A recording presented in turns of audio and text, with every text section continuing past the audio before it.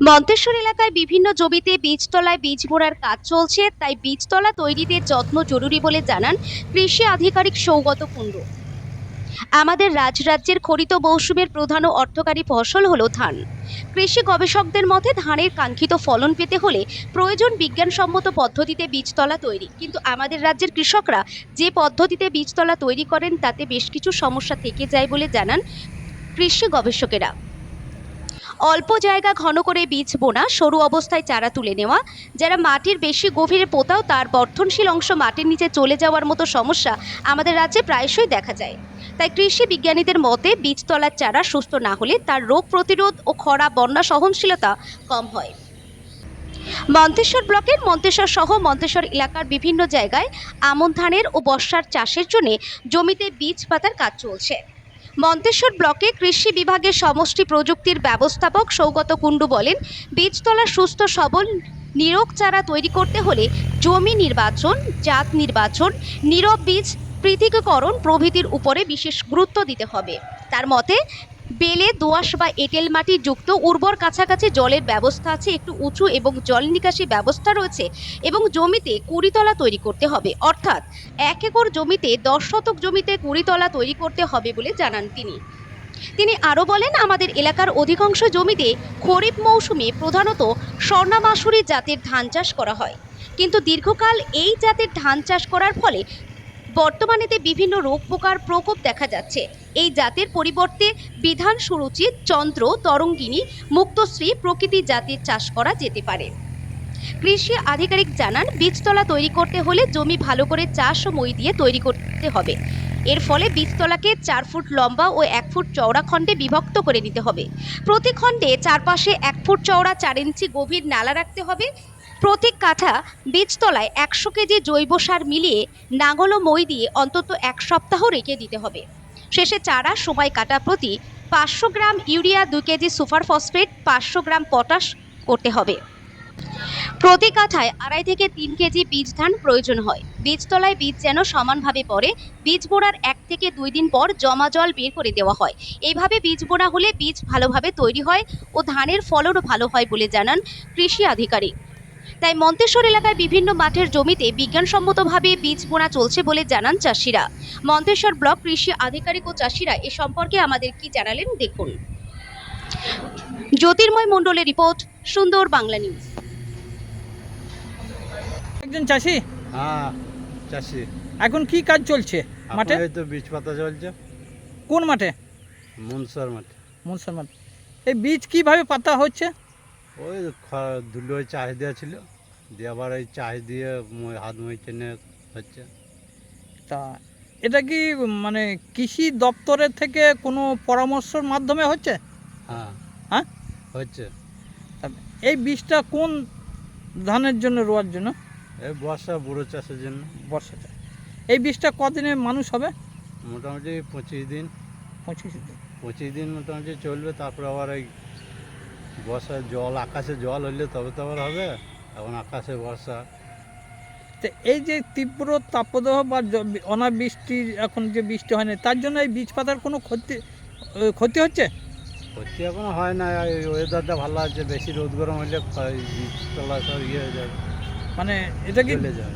জল কিনে বীজ পাততে হচ্ছে? হ্যাঁ, এখন জল কিনে, জল আকাশে জল নাই, জল কিনে চাষ করতে হচ্ছে, বীজ পাতা।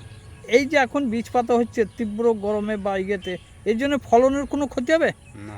হ্যাঁ, সেরকম ক্ষতি হবে না, এখন আকাশের উপর তো নির্ভর, আবহাওয়ার উপর নির্ভর। আবহাওয়ার উপর নির্ভর। আবহাওয়া যেরকম হলে তার উপর নির্ভর করবে হ্যাঁ। ফলনের, না তাই তো? হ্যাঁ তা এই বীজ মানে এখন ঠিক সময়ে হ্যাঁ, হচ্ছে? মোটামুটি হচ্ছে, ঠিক সময়। ঠিক সময়ই হচ্ছে। তা এখন কোনো অসুবিধা কিছু হয় না? না, এখন সেরকম কোনো অসুবিধা হয় না এখনো পর্যন্ত। এবার এই রোদ গরম হলে আবার বৃষ্টি হলে, এই সময় বৃষ্টি হলে 2 দিন ক্ষতি হবে। এখন বৃষ্টি নেই বলে অনেকটা ধুলো, ভালো, হ্যাঁ। জল কিনে বীজ পাতা হয়। জল কিনে পাতা হচ্ছে। চাপান কিরম দেখা হচ্ছে? চাপন ওই তো ফসফেট দেওয়া হচ্ছে, আর ওই কেজি কেজি ডিপি দেওয়া হচ্ছে, দিয়ে পাতা হচ্ছে। কতটা মানে কাটা হিসাবে কত চাপেন? কাটায় 1 কেজি হিসেবে দেওয়া হচ্ছে। তা এই যে বীজ পেতে চাষ করে লাভ হচ্ছে? লাভ আর কয় হচ্ছে, ধানের দাম নাই কিছু নাই, এই করে লাভ ওই মোটামুটি দুমুখ সমান হচ্ছে। কি নাম আপনার? আমার নাম হিরু মাঝি, বাড়ি? মন্তেশ্বর।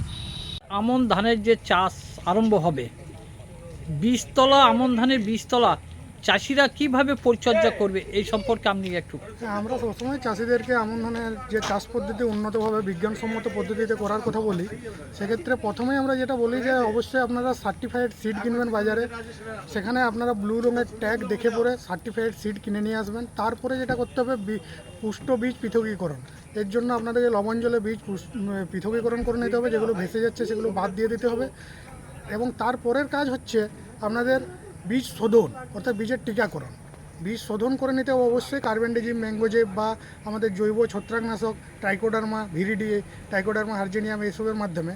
এরপরে যেটা কাজ হচ্ছে বীজতলায় বীজ ফেলা। বীজ ফেলার জন্য তাদেরকে অবশ্যই বীজতলায় নির্দিষ্ট পরিমাণে বীজ ফেলতে হবে। যেমন আমরা বলে থাকি 10:1, অর্থাৎ 10 কাঠা জমির জন্য 1 কাঠা জমি বীজতলা তৈরি করতে হবে। এবং বীজতলায় প্রতি 10 কাঠা জমিতে 2 থেকে 2.5 কেজি বীজ, অর্থাৎ বিঘেতে 5 কেজির মতো বীজ দরকার। এবং এই যে বীজতলায় বীজ ফেলা হলো, তারপরে যে সমস্ত পদক্ষেপগুলো, সঠিক পরিমাণে সারের পরিমাণ যেন সঠিক পরিমাণে তারা দিয়ে থাকে। এবং আমাদের এই এলাকায় দেখা যায় মাইক্রোনিউট্রিয়েন্ট, বিশেষ করে বোরন এবং জিঙ্কের অভাব। এবং এই জিঙ্ক যাতে তারা স্প্রে করে বীজতলা দেয়। এবং যদি রোগ পোকা দেখা যায় তার সুসংগত মানে ইন্টিগ্রেটেড পেস্ট ম্যানেজমেন্ট করা হয়। সেইভাবে চাষ করলে চাষির আয় বাড়বে এবং বীজতলা যদি শক্তিশালী হয় মূল জমিতেও ভালো প্রোডাকশন হবে। একটা বীজ বড় হতে কতদিন সময় লাগবে মোটামুটি? আমরা বলে থাকি সাধারণত যত মাসের ধান তত দিনের বীজতলা, অর্থাৎ যদি 4 মাসের ধান হয় আর 120 দিনে, তাহলে 4 সপ্তাহের বীজতলা, অর্থাৎ 28 দিনের বীজতলা। এইভাবে আমরা একটা সাধারণত নির্ধারণ করি। এই যে এখন যে তীব্র দাবদাহে এবং জলের অভাবে বীজ পাতা যে দেরি হচ্ছে, এর জন্য কি চাষিরা কি ব্যবস্থা নেবে ধান? না, এর জন্য ব্যবস্থা আছে। এক্ষেত্রে হচ্ছে আপনারা শুকনো বীজতলা করতে পারেন। সেক্ষেত্রে সামান্য যদি জমিতে হালকা আমাদের স্প্রিংলার বা কিছু একটা দিয়ে জল দেওয়ার পর তারপর তাতে বীজ ফেলে দেওয়া যায়, তাহলে সেক্ষেত্রেও বীজ হবে। এবং কাদা বীজতলা করার ক্ষেত্রে আমাদের মেনলি জলের প্রয়োজন হয়। এছাড়া জিরো টিলিং মেশিনকে আমি ব্যবহার করতে বলবো চাষিদের। জিরো টিলিং মেশিনের মাধ্যমে যদি ধান চাষ করে, সেক্ষেত্রে ডাইরেক্ট তারা জমিতে তাদের এই চারা তৈরি করার কোনো প্রয়োজনীয়তা থাকবে না। ডাইরেক্ট তারা জমিতেই বীজ বুনতে পারবে এবং এর খরচও অনেক কম।